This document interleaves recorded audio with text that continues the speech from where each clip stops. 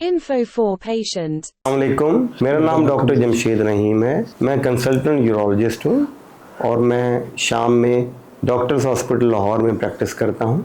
जिस टॉपिक पे बात करेंगे, हमारे यहाँ लोग अमूमन मिसगाइड हो जाते हैं, अपनी सेहत को ख़राब करते हैं। देखिए, इरेक्टाइल डिसफंक्शन, जिसको मर्दाना कमज़ोरी कहा जाता है, वो आजकल के दौर में हमारे लाइफस्टाइल की वजह से बहुत कॉमन हो गया है। अमूमन 70% इरेक्टाइल डिसफंक्शन का रीज़न सोशो इकोनॉमिकल, जनरली हम पे जो सोशल प्रेशर्स हैं वो रीज़न होते हैं, जिनको अपना लाइफस्टाइल बेहतर करने से वो आहिस्ता आहिस्ता अपने आप बेहतर हो जाते हैं।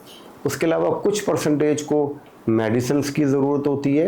वो इन्वेस्टिगेशंस करने से हमें पता चल जाता है कि इनको किस टाइप की मेडिसिन्स दी जाएं।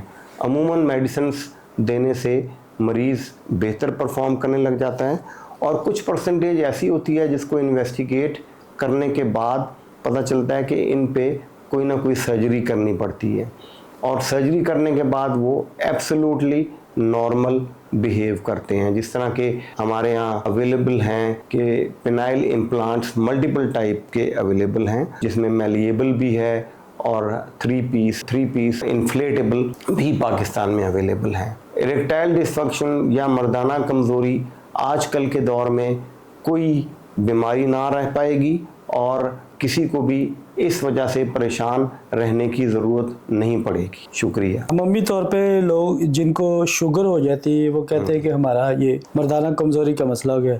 इस बात में किस हद तक सच्चाई है? देखें, इस बात में 100% सच्चाई है, क्योंकि शुगर और ब्लड प्रेशर, स्पेशली शुगर एक ऐसी बीमारी है जो कि जिस्म के हर ऑर्गन को कमज़ोर करती है। देखें, अगर आप देखें कि गुर्दे फेलियर का मेजर रीज़न दुनिया में वो शुगर, डायबिटीज़ ही है। अगर किसी को शुगर है और वो शुगर कंट्रोल करके रखता है, शुगर होना कोई इतना बड़ा मसला नहीं है। शुगर को कंट्रोल कर लिया जाए तो शुगर किसी को कुछ नहीं कहती। हाँ, अनफॉर्चुनेटली हम डायबिटीज़ को कंट्रोल नहीं करते, क्योंकि यंग एज में इतना पता नहीं चलता, और इसके लॉन्ग टर्म जो इफ़ेक्ट्स हैं उसमें जिस तरह नज़र कमज़ोर होना, गुर्दों का ख़राब होना, इसी तरह मर्दाना कमज़ोरी या इरेक्टाइल डिसफंक्शन भी इसकी एक सिम्टम्स में मेजर सिम्टम है।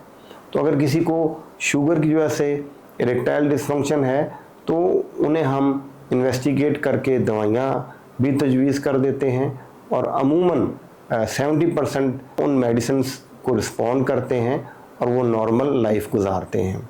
और अगर खुदा न खास्ता वो उन मेडिसिन्स या उन ड्रग्स को रिस्पॉन्ड ना करें तो उनको हम सर्जिकल ऑप्शंस देते हैं।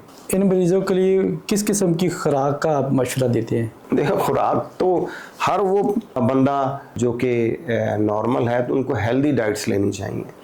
कोई भी ऐसी खुराक जिसके बारे में अमूमन हमारे कहते हैं जी ये बहुत ही ताकतवर खुराकें हैं, इसका कोई रोल नहीं है। हेल्दी डाइट्स वो डाइट्स हैं जो कि सादा हमारे घरों की डाइट्स हैं। अगर हम सादा घरों की हेल्दी डाइट्स लें तो बहुत सारी बीमारियों से हम बच सकते हैं। सर, इन मरीज़ों के लिए आपका पैगाम क्या है? मेरा पैगाम ये है कि आप इस बीमारी को अपने ऊपर सवार ना करें, और ना ही इसकी वजह से अपनी इज़्तिवाजी ज़िंदगी अपनी ख़राब करें। और ये वो बीमारियां हैं जो कि अब ट्रीटेबल हैं और इसका आउटकम बहुत अच्छा है। मर्दाना कमज़ोरी और मर्दाना भांजपन, इन दोनों को भी मिक्सअप किया जाता है? हाँ, डेफिनेटली। देखें, मर्दाना कमज़ोरी होने के साथ साथ बांझपन ऑटोमेटिकल हो जाएगा। अगर किसी को सिर्फ इनफर्टिलिटी जैसे बांझपन है वो है और मर्दाना कमज़ोरी नहीं है, वो एक डिफरेंट चीज़ है। हाँ, अगर किसी को मर्दाना कमज़ोरी है तो ऑटोमेटिकली उसके साथ बांझपन तो होना ही होना है। इसका भी कोई इलाज किया जाता है? हाँ, बिल्कुल इलाज किया जाता है। सबसे पहले तो इन्वेस्टिगेट किया जाता है कि क्या बांझपन का रीज़न मर्दाना कमज़ोरी है, तो उसे ट्रीट किया जाए तो ऑटोमेटिकली दोनों चीज़ें ठीक हो जाएंगी। अगर सिर्फ मर्दाना कमज़ोरी नहीं है और बांझपन है तो उसके लिए इन्वेस्टिगेशन करने से ही पता चलेगा कि ट्रीटेबल कॉज क्या है। मर्दाना भांजपन की क्या क्या वजूहात हो सकती हैं? देखिए, बहुत सारी वजूहात हैं। सबसे जो टॉप मोस्ट रीज़न है, जिस तरह पहले आपको बताया कि diabetes, poor control of diabetes है। उसके अलावा सर्जिकल ट्रीटेबल डिजीज़ हैं, जिस तरह वेरिकोसील है। अगर वेरिकोसील ऑब्वियस है वो ट्रीट होना चाहिए। उसके अलावा अगर कोई रुकावट है उनके टेस्टिस से सीमन को नॉर्मल जगह पे पहुंचने में, या स्पर्म काउंट कम है, तो उनकी ट्रीटमेंट बहुत ज़रूरी है।